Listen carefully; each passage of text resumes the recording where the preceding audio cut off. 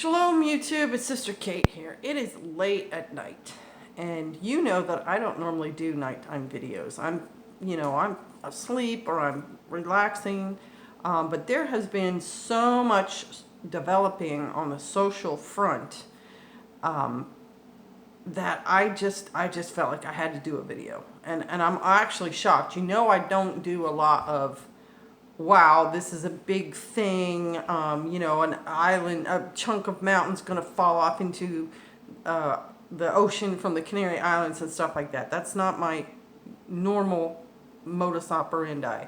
I'm normally doing informational videos or analytical videos, things to teach you stuff. And one of my recent videos on incels I did because I didn't realize that in that particular terrorist event, that man was not like a typical Islamic terrorist, that he was something different. And so when I found that out, it was kind of like, really? So I wanted to look into that. And incel means, now I know these, I've learned a lot in the last couple of days, involuntary celibate.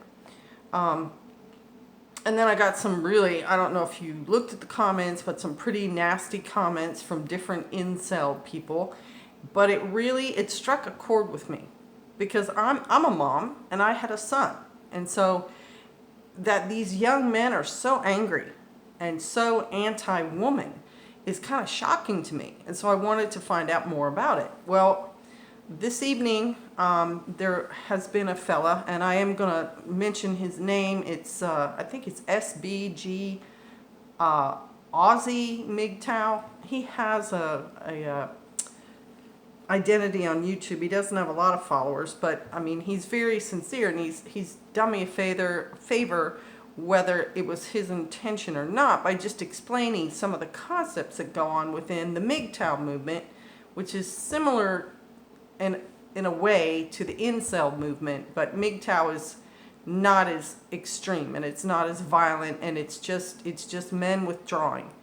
And after asking him some questions and looking at some of the posts and watching a few of his videos, I'm getting a better concept of what's going on. And it's really funny because way back when, because I'm old enough to remember this, when the feminism movement started and they were talking about, they should get equal pay for equal work, and moms should be able to leave the home and put their kids in daycare or whatever and go get a career. I watched it. I didn't really agree with it. I'm not a career type person, but I thought that is a thing.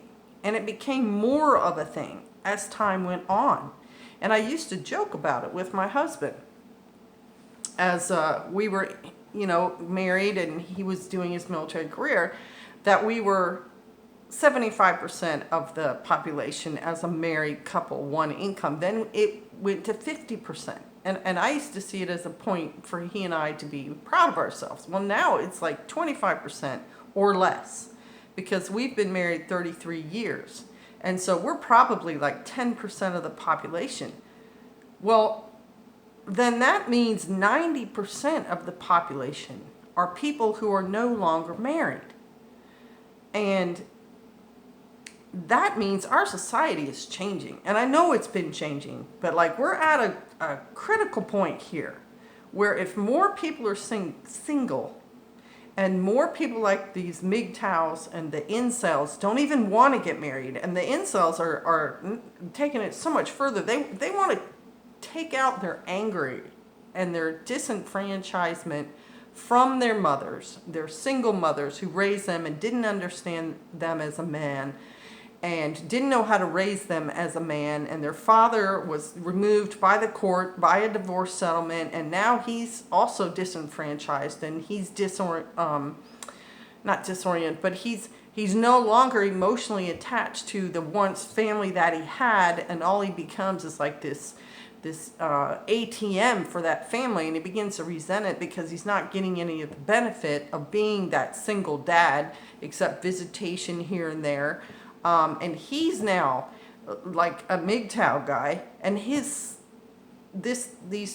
sons of these single moms who don't know how to raise them and put them on Ritalin and aren't very positive with them formed the incel movement, and they actually want to be violent. They have no patience for women at all. They're rude and they're angry, and they talk about, and things are going to get worse, which is kind of scary to me. Because as a woman, they're angry at people my age, but I'm not the person who did anything to them. Their mother is, and other feminists are, and yet they're angry with any woman. And that's a very scary proposition, especially for young women, because they may somehow be coming into their circle, like if they go to bars or restaurants or whatever activities these women are in, the incels are out there. And these guys are going to be horrible to these women. And these aren't even the feminists. Well, now they are, because so many women are into the feminist movement that these men aren't going to respect them. They're not going to be nice to them. And it's kind of a scary proposition there. That was one thing. Then the other thing, Pastor just said, and I did do a video, I just uploaded it, you saw it, where Girl Scouts have lost, like Girl Scouts has shrunk, and now Boy Scouts has changed to just Scouts because so many girls are coming and joining them. The Mormon Church has said they want nothing more to do with Boy Scouts. And my husband said, wow, that's huge, because Mormons used to be a very big supporter of the Boy Scouts. And that means, leadership, and it also means meeting at Mormon facilities and financial aid, I'm sure, of some kind for that organization. Well, there's a lot of Mormons. And if they withdraw their support for scouting, what that does is that polarizes society more than it has been, okay? Because you got to stick with me here. People of faith, especially people of faith like me, and the Israelite Hebrew movement, who believe that we should be obedient to the Father and to keep His commandments. So we're going to be very dedicated people of faith. And so are Mormons. Mormons are very, very dedicated people of faith. It's going to cause a bigger chasm between us and people who have no faith. They're not going to understand people of faith, and now they're going to be more separate by things like the Mormon Church saying we're done with Boy Scouting. You're going to get, they're going to form their own organization. So there's going to be no intermixing there in a troop with people of faith and people of not faith. And that's a huge deal. That's a very huge deal. And I'm not saying other religious groups are going to come to that same decision, but I mean, I guess I should probably ask, if you're a Christian and not Hebrew Israelite, how do you feel about scouting? Are you going to allow your boys and your girls to go on campouts and be in the same troop and everything with other boys and girls? I mean, are you going to allow that? Or if you look at very conservative Christians, I think some of them may have a problem with that, and that's going to polarize our society. And on the side of people of faith are people who stay married and will be and are a minority. So what is that going to do to our society when 75% of the people are single?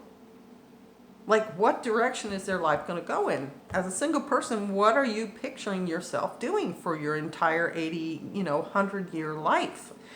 Are you just going to work and then enjoy benefits of work? Are you just going to hook up and never have kids and not have a family unit is the basis of your life? I don't know. But these things are huge. They really are huge. And they're huge because they are reality. The numbers are there. The changes are there. And one thing that kept America heading in a certain direction was we were very family oriented, and we were very faith-based. And now that those things are being torn apart, what is this society going to become? And in my own experience, I think it all started with the 60s, with the hippie movement, with the free love and the free drugs and all that other stuff. It started pulling at that fabric, and and the decades after that have continued to pull it apart. I don't know. It's concerning to me. I mean, I'm older, so it's I kind of know how my life's going to go. But I am concerned for what's following on the heels, because my children have to grow up in that world, and so do my grandchildren. All right. I don't know. What do you all think? Bless you. Shalom.